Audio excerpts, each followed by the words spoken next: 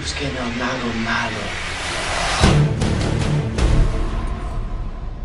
¿Quieres morir hoy?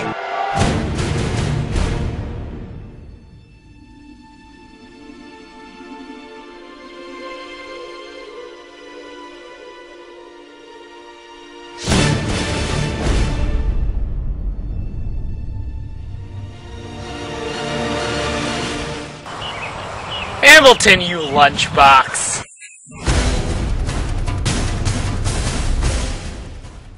Alright lads, so I hope you enjoyed the first part of this history because it's only going to get better from here. Next up on the list is one of the most pivotal films for the Flying Panthers, a wonderfully epic and outrageous film called La Rosa Negra. This film, for the first time in years, I can safely say that this is nothing short of spectacular. With a running time of about 15 minutes, a huge cast, and visionary directors, this film definitely takes the cake. This is the Avatar, the Titanic, the Dark Knight of our films. So, junior year was wrapping up, and Ian had approached me with the project weeks before we even began shooting. Without a second thought, I was on board.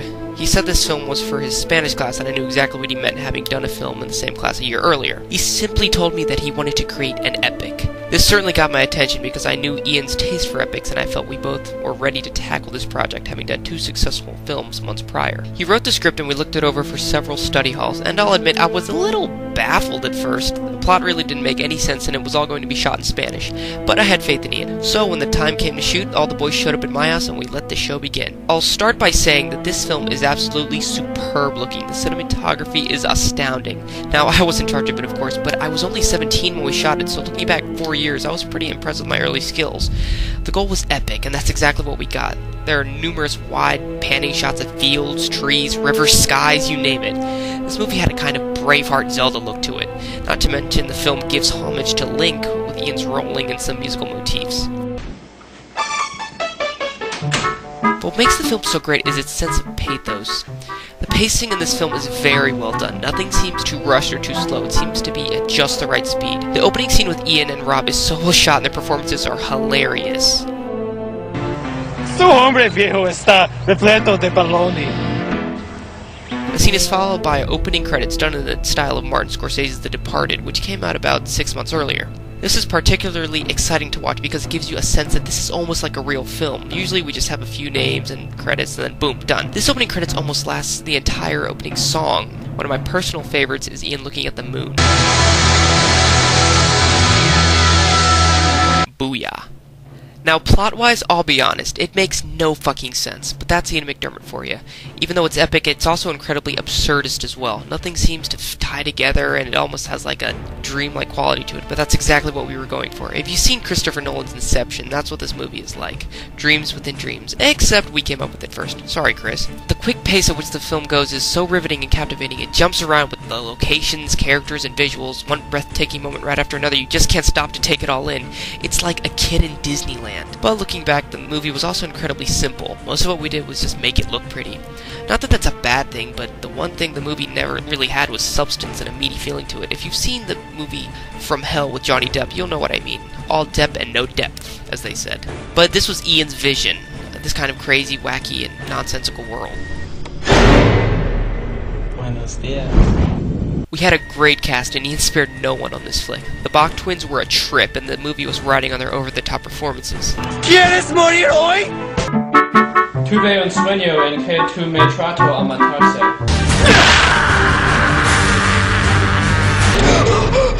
Este es Sparta! They're insane. Ian got to wear his kilt and look badass. Drew Collins was this kind of weird background thing, but he also helped with some of the camera work. Mark Hamilton only shot for a day because he was busy with some sports obligations or something like that, but we fitted him into the film pretty good. I also got to don my Jack Sparrow wig and makeup for it too. It wasn't even my class, but I was more than willing to play my part and I loved every second of it. We even put old footage of Gordy from Quaker Oats in the film and gave him a credit too. But he was actually never involved with the film at all. We just wanted to use his name in the marketing scheme. Once we showed it in class, it was a phenomenon. People raved about it. It was so popular that a Facebook group was even made for it. This is where things got interesting. Around the same time of the film's release, Ship'em Productions had released a few films as well. But I'll get into that later. But all in all, this film trumped the first two. So with the great success of the film, Ian approached me once more and asked how I felt about a sequel.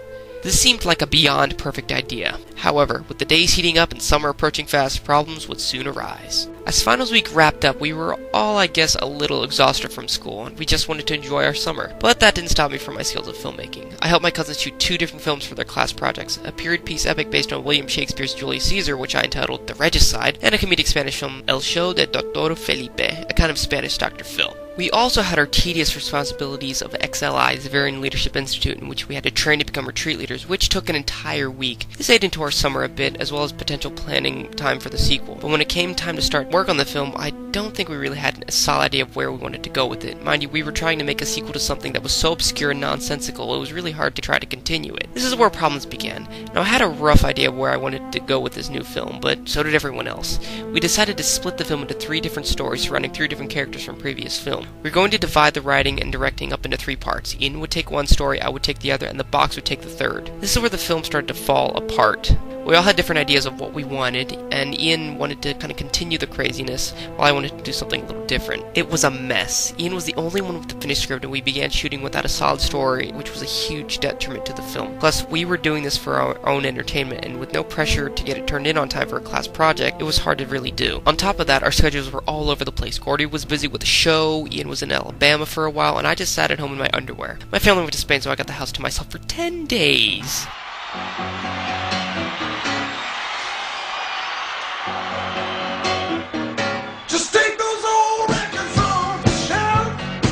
But even with that, I must say the 2 segments we did shoot were pretty good. The first segment was with Tom, Sweeper, and the Quaker. This segment was to be part of the story I was to direct. The sequence is fast-paced, action-packed, and is heavily inspired by the chase scene in Casino Royale, which had come out a year prior. I even used the same music.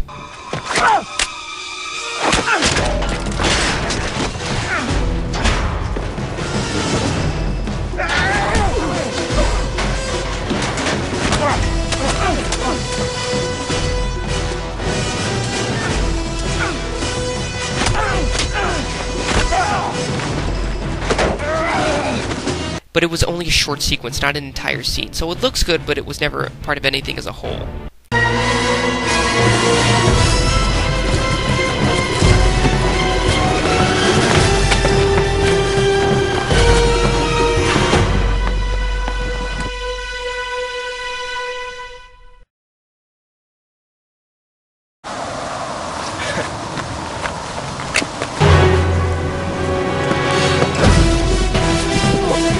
The second segment was of James Hinton the Quaker being chased by the Mountain Man and Prospector. This was also a musical number, which I must say is incredibly funny. This is the only scene in the film that we actually fully shot. Mind you, we shot it over about a month period or so, so it might show a little lacking in continuity. But it was a really good sequence, and maybe we can use it in La Rosa 3.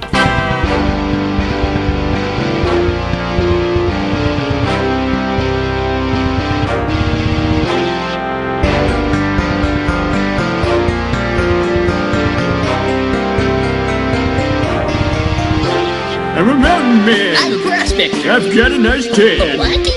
Look out. So with the problematic La Rosa 2, the Panthers really didn't go anywhere. But a pleasant surprise came along that involved a lot of running and a little wooden pirate.